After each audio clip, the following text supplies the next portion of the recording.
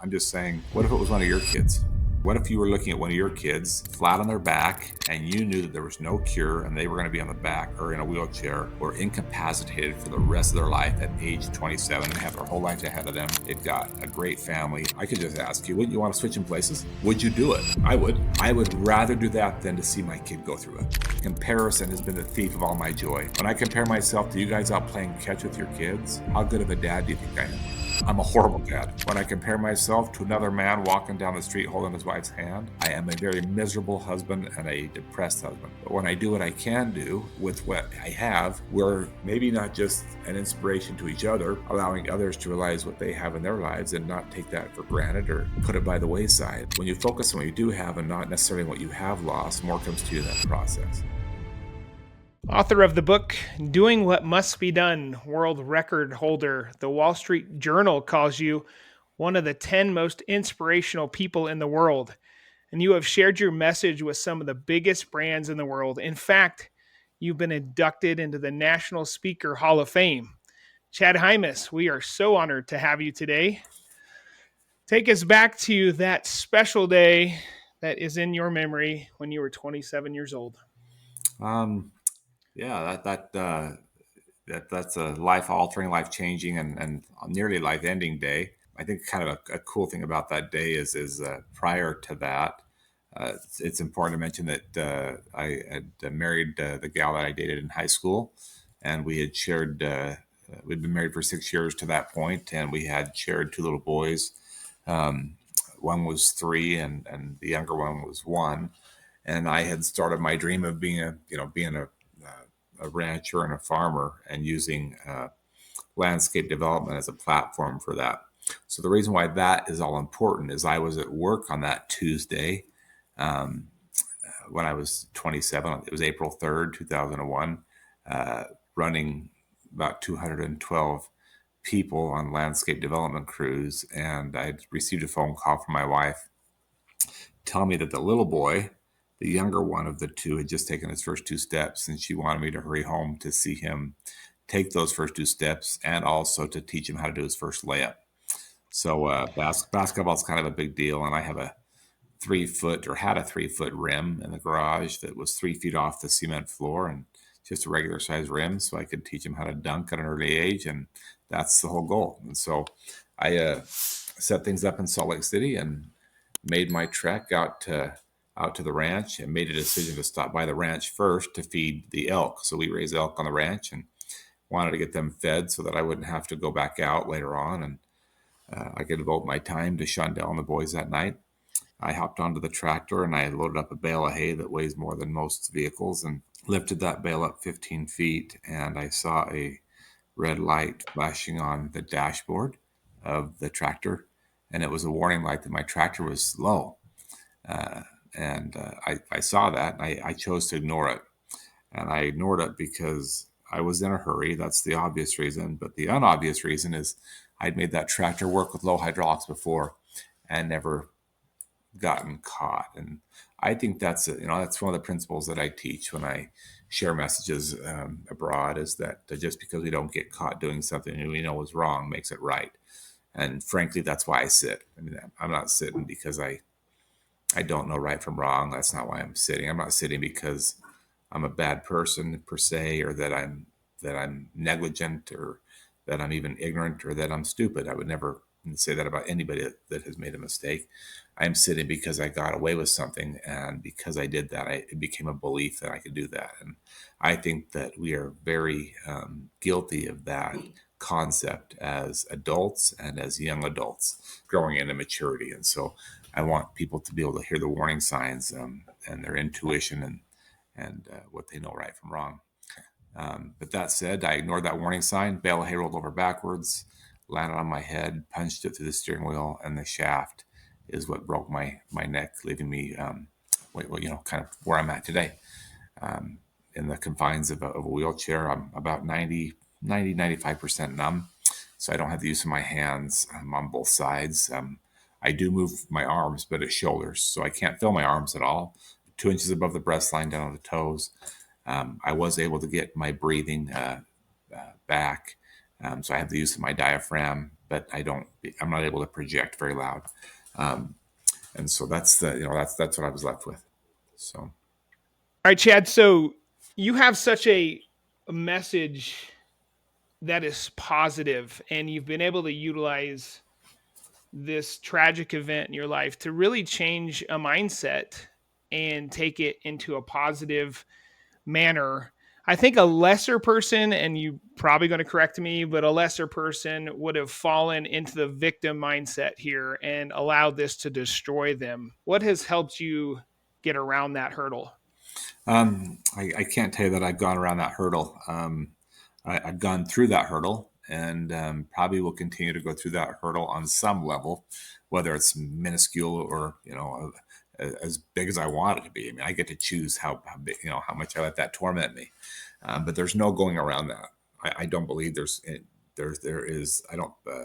Breaking the barrier is definitely something that has been the case in my circumstance. And I think one of the things that has allowed me to do that quicker is by being around people that think positive and that have instilled in me a belief that I could do some things with this and be for the better. I think my faith has played a big role in that. I also believe that the fact that I had a responsibility and I carry that very highly to a family, right? So when you're in that circumstance, there really is no time for unless you're just all in dark despair and you're gonna abandon everything. There's really no time to waste. You need to figure things out to be able to take care of the family. And so I being surrounded by those kind of people and then being somewhat ambitious and having an entrepreneurial spirit, those things kind of were in my favor. Things that were against me, as they would be for anybody, no matter what their level of entrepreneurism is or what they are ambitious or not, is that you lose 90%. Whether people lose 90% of their income, lose 90% of their body, and, go through a divorce. In that case, they're losing 50% of everything they have. I mean, I'm just saying, when you have a loss that's big, that's not an easy thing to accept, right? And so, when your freedom's taken away, that's just that. So, everybody, I think, goes through that in one form or another. And again, it goes back to those core principles and those values that they're non-negotiables for me. They're absolutely non-negotiables.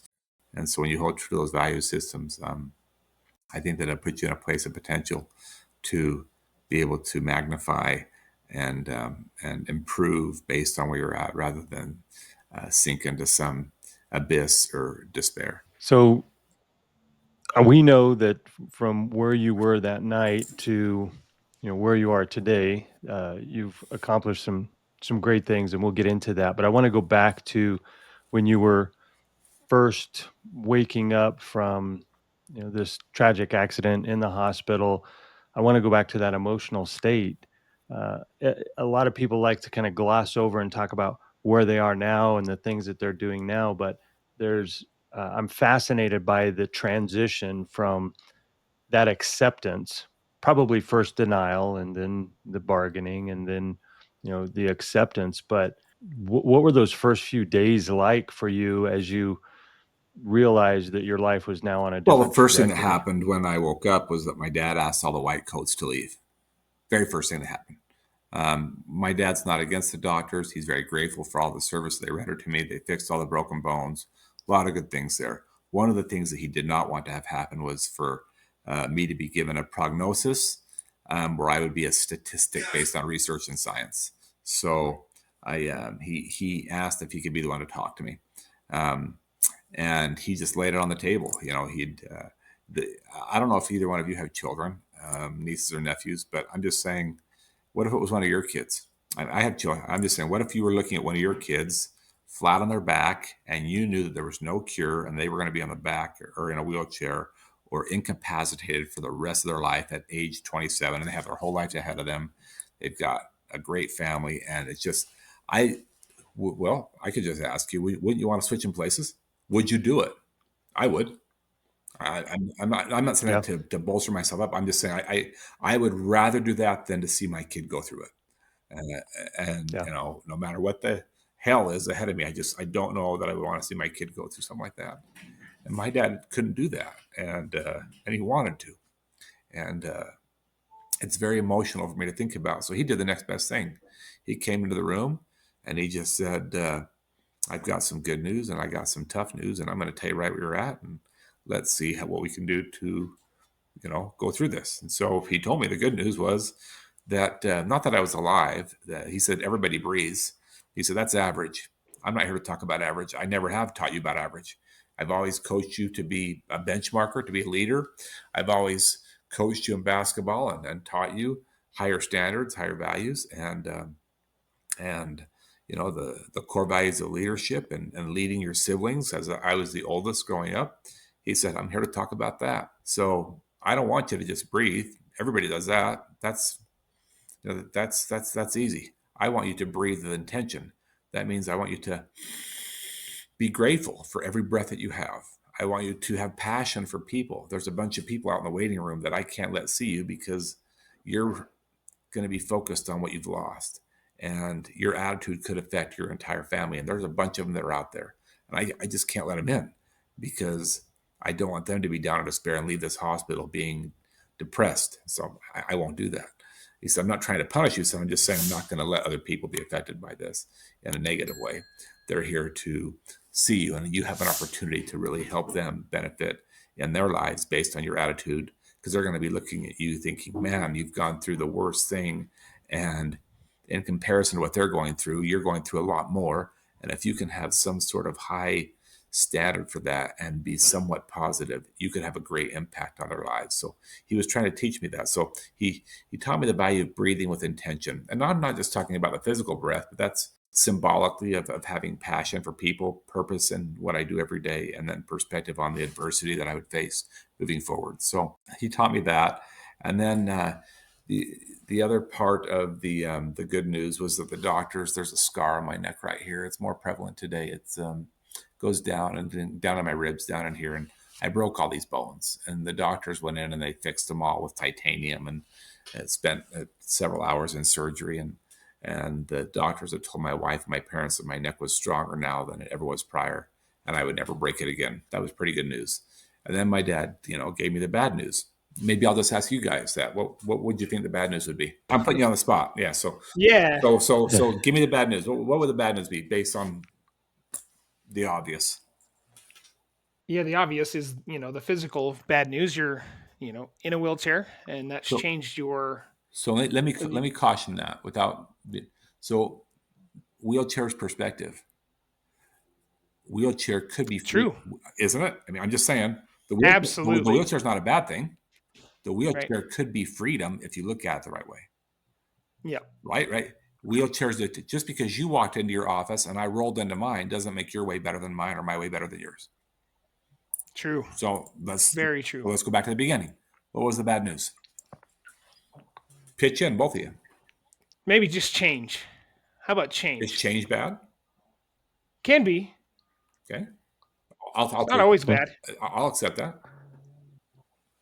Um, I think for me, I think the bad news would be the life that you thought you had, the vision you thought you were going to have with your children, uh, playing the walking, doing the basketball layup. games, and just, Okay, yeah, doing those things. Like the life you thought you were going to have is now you're are you faced with a talking about? change, and Are to you me talking that about would the be. sum? And I don't want to put words in your mouth. Just a sum. Are you talking about Yeah. paralysis? That there's no cure for that, and so that was going to change the way I did everything. I think for me, no, I mean that's obviously a big part of it, but for me, it's more of I think we sometimes go through life and we set this vision of how things are going to play out, and when it doesn't play out that way, it can be Sure. Yeah. scary, it can be intimidating, um, and without having a good support system to keep you focused on what the possibilities as opposed to what you've lost, like you said, um, to me that's the scary bit. You have to make a decision at that moment. Am I going to decide to lean into what's in front of me, or am I going to hide and cower Sure. down from it? So let's take a couple of those, a couple of those are great answers and put them into perspective. So, um, the change aspect, which I think is very, very valid. Doing the layup the way that I used to, and people see the wheelchair and they think, "Wow, he's lost his legs," and that's not necessarily true. Yes, I can't feel my legs and I can't use them the way that I used to, but I also lost these, which is grabbing some breakfast in the morning, typing on your computer to fix the sound challenges that maybe we've had technically this morning. It's grabbing a bottle of water, picking up a pen to sign my name, putting the bait on the hook to catch a fish, drawing back my bow, riding the motorcycle. There's the Harley Davidson ring right there in the middle. I mean, I go on for hours and hours. So this is more than legs. We use our hands for getting dressed, buttoning up a shirt. I mean, washing the hair, shaving. We use our hands for everything. So this is a double whammy in my mind. This is more than legs. And when we talk about the change and being in a wheelchair, I identify that as, some form of paralysis. And people have said that about me. And I come back at that with this comment, in that I have met people that have full capacity, great potential, that are more trapped and paralyzed than I will ever be in my lifetime. And my body's 95% numb. Now, without trying to offend you two gentlemen, what would I mean by that without trying to offend anybody? People that are more trapped than me, and my body is 95% numb. Yeah, I think their mental mindset is of limitations. So you nailed it. You nailed it. They've set parameters into their brain that have limited them to all the full potential that we have as human beings. Based on their past experiences, and they're not willing to change the way they've done things. So let's just put that in this perspective again. You walked into your office this morning. If I chose not to wheel into mine because it's different, it is change. It's not the way that I was taught. It's inferior because I'm smaller than I used to be. I think it looks stupid. It definitely feels awkward. I can't feel my hands against the rims or the tires. If I chose that thought process, where would that prevent me from being right now at this very moment? Hanging out with you guys. Do you see how we rob ourselves? Yeah. It's not that someone else takes the legs from me. We rob ourselves based on not adapting to the change. We could go with another one. My clothes. I'm in an office right now. It's a ranch style office. I live on a ranch. What kind of clothes do ranchers wear?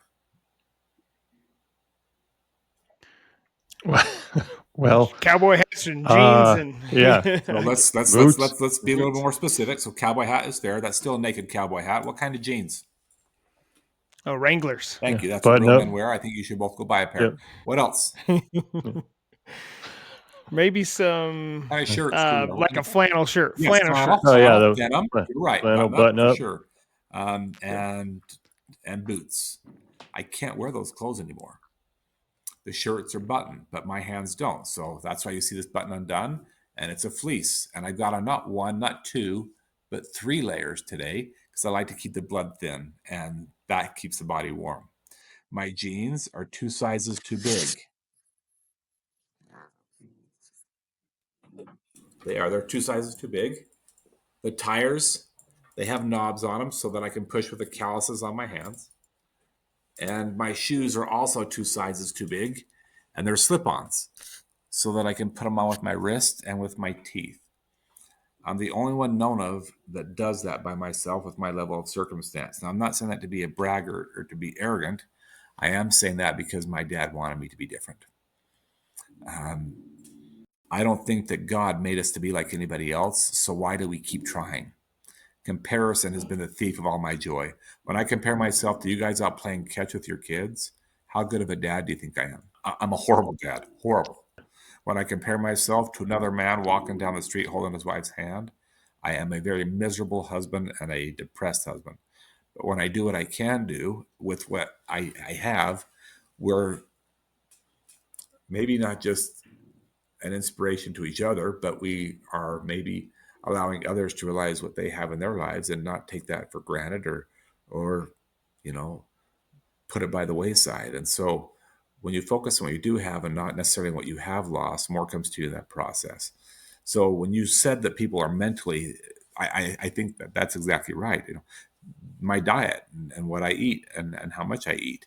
I depend on people to help me get loaded up when I go places, and I'm traveling a lot. I don't travel with anybody. If I didn't change that, I would not be able to travel because people are lifting me up. So I need to keep my weight at a certain benchmark level, being at the height that I'm at. So that change, we just mentioned 3 or 4 examples today, but I've changed the way that I drive. I've changed how I court my spouse. I changed how I coach my kids to play ball. I mean, there's probably not one thing that I haven't changed. And if I was to refute all of that, I would be robbing not myself, but the boys of being able to have a coach to be coached. And so I hope that people realize the narrative in that and realize that this is not just about them, what they've lost, whatever it is for them, but it's about others as well. And how they handle that will also result in the reaction that others get with the challenges that they face. Yeah, one of the things that I say is that you can either focus on the goal or you can focus on the obstacle, but it's hard to focus on I both don't at think the you same can focus time. on both at the same time. Yeah. Yeah. Yeah. The mind can only think of one thing at one time. So you get to pick on where you spend most of your time focusing. I totally agree with that. Yeah.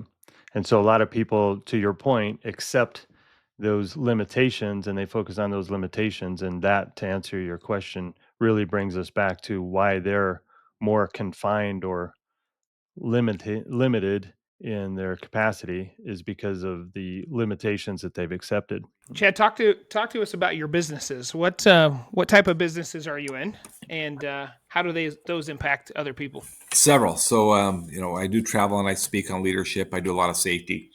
Um, these wheels have taken me to 8 or 9 countries on all 7 continents. So I do a lot of travel that way.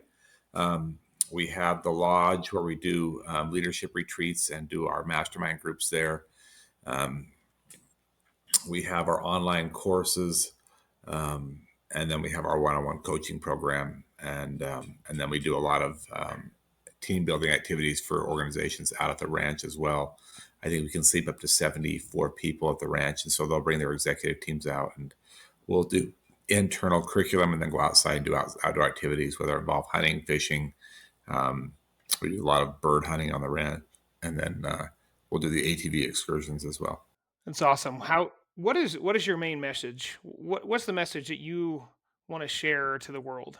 I think there are several that I try and customize to the needs, fears, and victories of the group, and really try and not just have one message. But I think that some of the core principles that I try and steer by are ownership for where you're currently at in your life and everything around you, even though it might not be your fault. Ownership's a big one for me. When we talk about leadership, I think that's a broad statement. I like to talk about influence and the ability that we have to influence the lives of others for the better good, and the greater good. This coming Sunday, it's the 5th Sunday of the month, and I'll be doing a devotional in the Lehigh area, and that'll be a faith-based, non-denominational, faith-based devotional. I really love those, and I love spending my time with youth. While I don't get to do that frequently, I think that that's a great place of impact. And so, to the challenges that youth face today, young adults, I love spending my time with college students, high school students, and even middle school students when the opportunity presents itself. And those messages are generally around goal setting, um, finding the good in others, not gossiping and putting others down, building people up, giving people self-worth, self-value, finding people that are sitting alone and being courageous enough to go sit by them and build them up. And so that takes guts, that takes grit, that takes proactiveness versus reactiveness. And so it's really just trying to make the world a better place using a variety of messages, even though I'm not an expert on any of them. I know what's right from wrong. I've been raised in a good home, and those are messages that any one of us could probably speak to based on the way that we believe. And so It's amazing. What is your life's greatest accomplishment? I've always said that, my great, I'm, it's been almost 25 years, I guess, since the accident, and I'm still married to the same girl. I think that's rather, I'm not saying that kudos to me. In fact, I asked her, what's gotten us to 30 years, and I didn't really like her answer. She said she didn't marry me for my body. I don't know how to take that. I mean, that's not really that's not a compliment, right? So I do know how to take that. Um, but I do consider that to probably be um, the probably the crescendo of everything is that Shondell and I have still managed through the ups and downs and the unacceptance and me not wanting her help and all these things that we have had discussions and frustrations over, and her frustration and me not accepting or wanting her help, that we've been able to navigate ourselves through those dark abysses and still navigating, and it'll probably continue as we get older and the bodies change even more. Maybe she's, as she gets older, she's able to help less and less because her body will probably change and her abilities as well. And so, you know I don't want to fear what's ahead. I want to face it with optimism, and just when we do that, we will find a way to get through it. We will all find a way and find our path. And so that's a big one. And I'm very close to all four of our children. We have now four children. So we have the two boys, and then we adopted a little girl from Guatemala. She's now 20 years old. And then we have a little boy who's the last one at home. He's from Ethiopia, and he'll be 16 next month. So That's awesome. How has being a father and a husband helped you be a better entrepreneur, business owner? well, I think that it's some of those core values of being an influencer, or being, I've got to I've got to lead those kids to be able to. They need a dad in their life, and they need leadership. They need to have someone they can relate to, someone that's not going to, they can trust. So if they made a mistake, they can come into my office or come visit me in the house and say, Dad, I need help with this, or Dad, I'm failing this class, or Dad, I made a mistake here, or Dad, I didn't tell the truth, or Dad, I took this candy bar from this, whatever it might be, and know that I'm not going to condemn them for that. That I can say, you know what, I've made some pretty bad mistakes too. Here's the best way to maybe fix it, and here's a couple of ideas. And you can return the candy bar and say you're sorry, and offer to do some service. Or if you said something bad about somebody and you're feeling guilty about it, maybe the best thing to do is to go and sit by that person and not care what your friends think. That's not an easy answer, but it's the right answer, and you can choose whether or not you want to do what's right. And so I can't tell you how many times I've had to tell your mother that I'm sorry for what I said to her last night because I didn't want her help, or because I didn't like the clothes she picked out for me, or the fact that she forgot to put this in my suitcase. I can't tell you how many times I've had to come back and say, I'm sorry for my reaction. So, buddy, you and I are the same. So I'm not. And then, oftentimes I'll call up the kids, and I've done this throughout my entire career. I'll thank them for taking care of the ranch and their mother at home, and that I remind them that I'm not the father of the house, they are. And that immediately holds them up to a higher standard and a higher benchmark. So I don't have to ask them to make their bed or to treat mom. I mean, they're in charge. They are in charge, and they're taking care of their mother.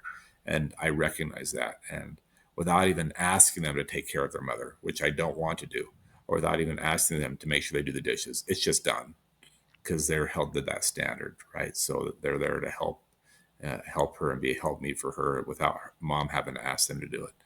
And so that's been rewarding for me. And that would be one thing that I would ask our audience to do today, is just find someone to send a text to, letting them know that you're thinking about them, and send them a few photos of where you're at, and let them know that you're thinking about them today, whatever you're located, whether it's your office, outside, the sunset, at a golf course. I don't care where you're at. Just send a picture and just say, hey, I know I don't send this to you very often. I know it seems a little weird. Sorry about that. Thinking of you today. Thanks for all the value you've added to my life. You will never, ever understand that. Have a great day. Bye. Send that message off. That automatically holds that student, that niece, that nephew to a higher standard, a higher benchmark, and they will act on that. And the next, I love that. I actually had that conversation with my wife yesterday. yeah, I'm I'm really I've gotten a little worse at this, but I've been pretty good at keeping in contact with people of my past and just randomly touching base with them. And it's funny, I said, you got to reach out to people when you never need anything, because when you might need something, then you'll have somebody to lean upon, and they're yeah, there to help. I mean, obviously that paints a picture of an ulterior motive. That's not what I'm saying. What I'm saying is keeping tight relationships is super right. important. No, again, you're building your foundation for in the hearts, and you're not doing it because you're going to be needy. you might have the opportunity to serve them. So you're putting yourself in a place to be able to serve others. And that's often reciprocated, right? And so even if it's not, you're not going to condemn for that. But there's nothing against broadening that base. I hear a stronger relationship you have with your father through Yeah. this. Talk to us a little bit on what Yeah, the impact your dad has been. there's not a day that goes by that he and I don't talk. It's usually late at night. Currently, he's up on the mountain. It's interesting. When I broke my neck, he quit his job and took over the ranch. So my dad is not a farmer by trade, although he taught me how to farm by taking me to my uncle's ranch every year, 4 times a year, to help brand and move cattle from one pasture to another and move water in the summertime. My dad got hooked on that when he was in high school, and so I'm his oldest son. And my dad was always uh, you know, very keen on taking us to learn how to work up at his ranch. And so we'd spend the whole summers up there and work for him on his cattle ranch. And I got hooked. I mean, I got hooked hard and quick. It is hard work and it is early mornings. And the alarm goes off at 5 and breakfast at 5:30 and we're out the door by 6. And, Aunt Pauline had lunch made for us. And so we'd break for lunch for 15 to 30 minutes. Then we'd be out baling hay and then we'd be back in time for dinner by 6 or 7 o'clock at night. And we start the day over. And that's day after day after day, 7 days a week, and finding time to go to church on Sunday. That's how my summers were. And so I got hooked on that hard work lifestyle. I liked that. I liked watching him. When I broke my neck, my dad was one of the top insurance agents in his business and his brand, and he ended up quitting that job and he took over my dream of the ranch. Um, and Today I'm 50 years old. My dad is 73 this month, and he still does it to this day, and that's his passion. And I don't have much to do with that, although we do have elk on our place. My dad runs everything up on the mountain, and that's his business. And so I think it's rather fascinating. He had a life altering change that day of my accident as well, and instead of seeing my dream dwindle and go bankrupt, he just quit his job and took it over and started it from scratch and has built it into a rather an amazing place for people to visit. So it's phenomenal what he's done. So I'm curious. You seem to be at peace with what happened. You seem to be really content. And we talked a little bit about this transition, the change.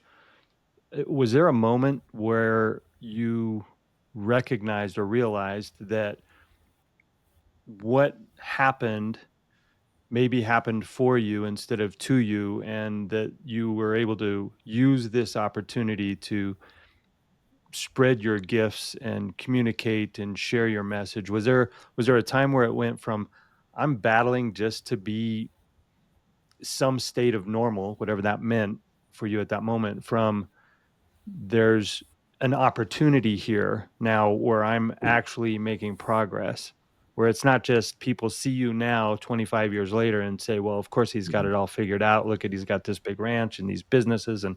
But I like to hear that entrepreneurial journey where things just start to click in those first few steps. What was that For like? me, it was going through the loss first, and I'm not talking about the loss of the limbs.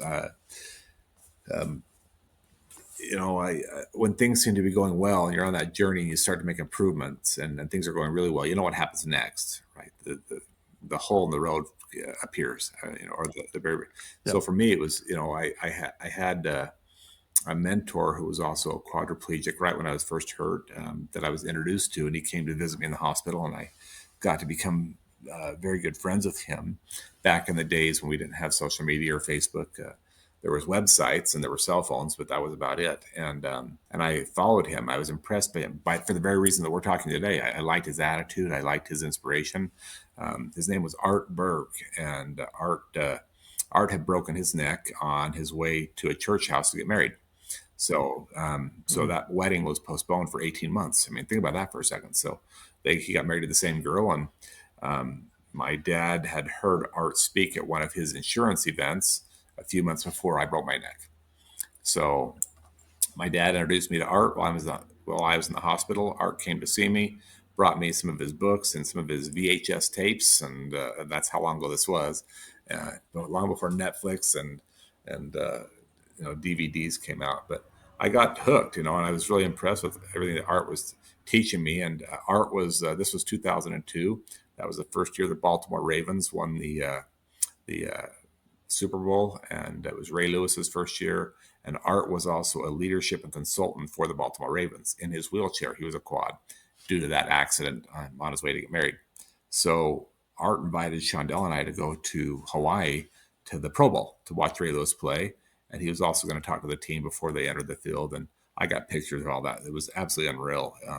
So Shondell and I went with Art and his wife Dallas over to Hawaii and watched the game, and we watched Art speak, and I wasn't intrigued to speak at that time. I was just trying to figure out a way to be a rancher again. And so this was, several months after the accident. And I really looked up to him a lot. We went to the Pro Bowl on February 16th, 2002, and returned from that event on February 18th, 2002. And on February 19th, if you look it up on the internet, look up Art Berg, it'll pop right up. On February 19th, 6 o'clock in the morning is when I got the news that Art had passed away in his sleep that night due to an allergic reaction to medication. That was a major blow.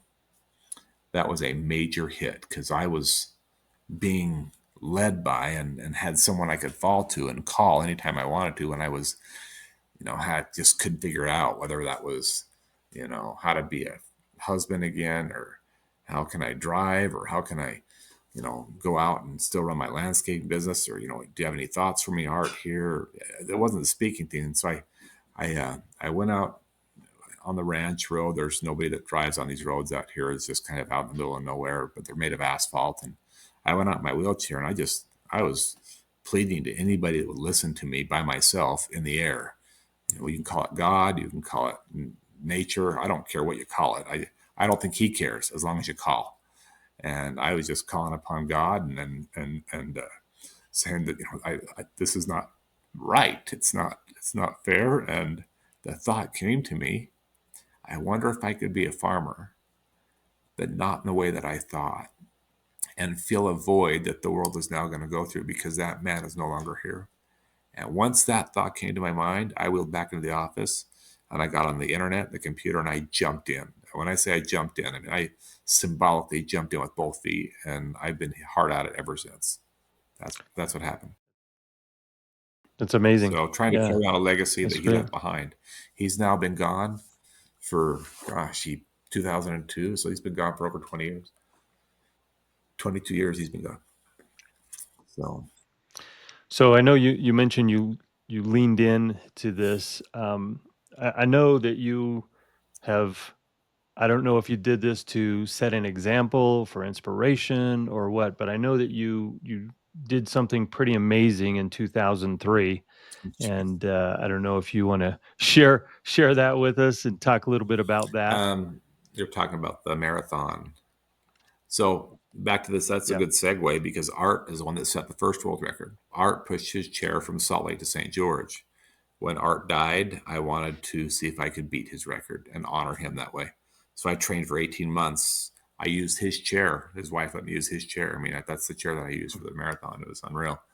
And I trained for 18 months to push from Salt Lake to Vegas. And, the irony of that story, it's a great story to end on for sure. Is that I trained for 18 months, and we trained to push in the summertime because my body reacts better to heat than it does to cold.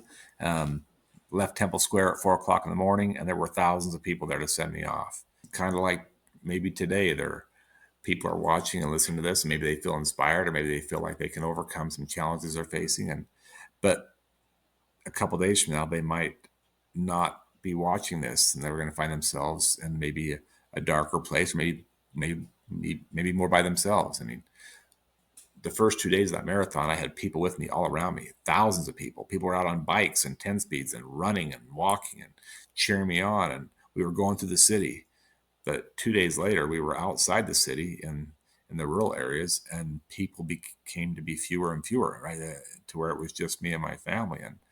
And there was one point on day 3 where I hit headwinds of over 5 miles an hour. And I don't think that seems like a big deal to probably you guys, but I had to push my chair even going downhill. I mean, I thought to myself, are we ever going to, get to Vegas? This is not sustainable. We're not going to make that. Um, a few days later, we hit a hill that I had trained for. I trained for this mountain range, but it definitely was, for whatever reason, harder than I had anticipated. It increases in over 4,000 feet in just 3 miles, 4 miles. It's Beaver Mountain and in Millard County. And it took me 2 days to get to the top. So just a few miles in 2 days. And we trained for 53 miles a day. My family would use their foot as a chalk behind my tire so that I wouldn't lose what I had gained. That's how steep it is. So I would push and they would chalk. Then I would push again and they would chalk. And we just kept doing that. And it was absolutely, just grueling. But I learned with every up, there comes a down. And on the flip side of that mountain, I hit 35 miles an hour in my wheelchair. When you're going 35 miles an hour in a wheelchair, death is an option. I mean, it's a valid option for sure. Here's the catchy point. So let's skip to day 8. Let's just skip to day 8. So day 8, we're in Mesquite, and there's only 87 miles left to go before we hit our goal. The problem is during that course of time, I had my hands were blistered and bloody despite having gloves and being taped up. I'd fallen off the bike once, cut my back, had to run and grab stitches.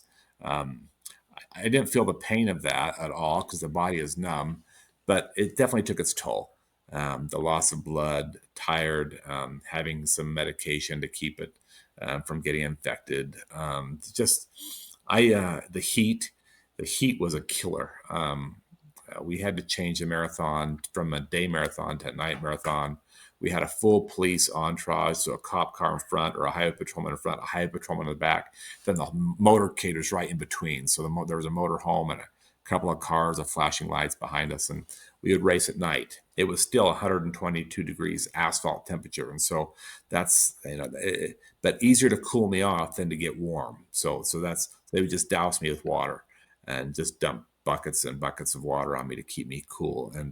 And right as soon as we got out of Mesquite, I don't know if you've ever watched the movie Forrest Gump, but he runs from East Coast to West Coast twice, runs from Canada to Mexico 1.5 times, 1.5.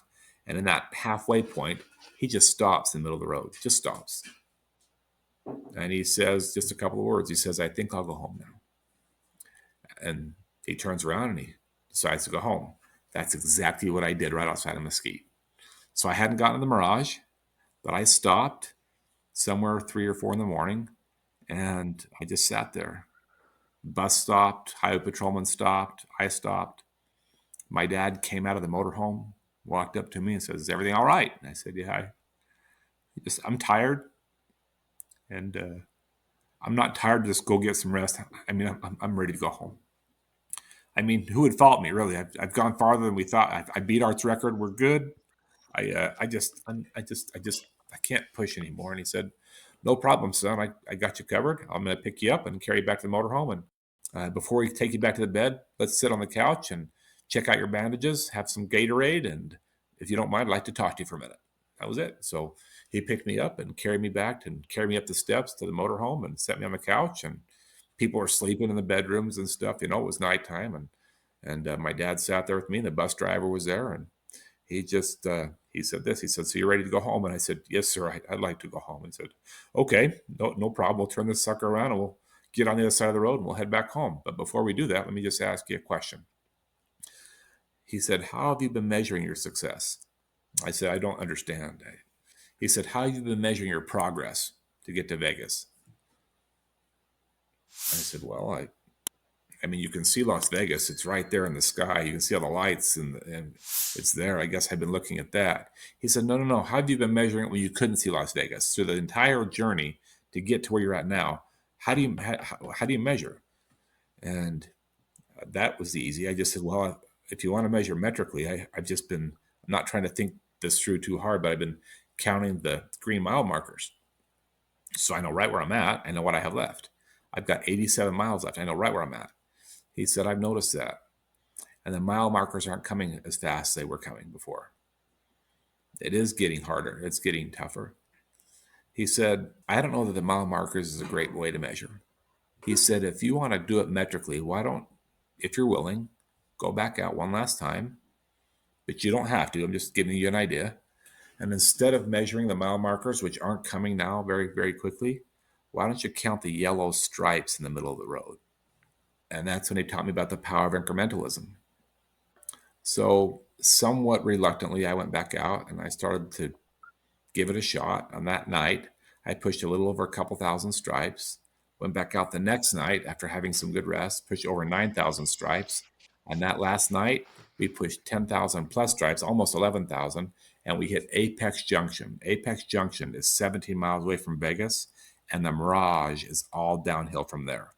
We waited until 9 o'clock that morning. They shut down the strip, shut down the stoplights, helicopter above us, video on this, and a police motorcade on motorcycles guided me, and I coasted my way in with stoplights from 17 miles up on top of the hill. People were running out of casinos because it was being filmed on the people filming. I know they were all drunk, but I didn't care if they were drunk. I fed off their enthusiasm. And when I crossed the finish line at the Mirage, there went up a cheer from a bunch of drunk people and a bunch of people that weren't drunk that made me weep. And I realized what my dad said was true. A quote from Art Berg: while the difficult takes time, and you talked about running marathons, 200, 300 miles, 100 miles. You and I talked about that before we came on today. While the difficult takes time, the impossible just takes a little bit longer. And so I've tried to live my life by trying to do the little things that will make the big things come to fruition. Whether that's in business, which is what I'm kind of going through right now, and trying to start and do some different pillars with what we're doing now, or in a relationship with Shondell or with my kids, trying to do the little things that will make the big things come to fruition. That's a great story. So I want to make sure that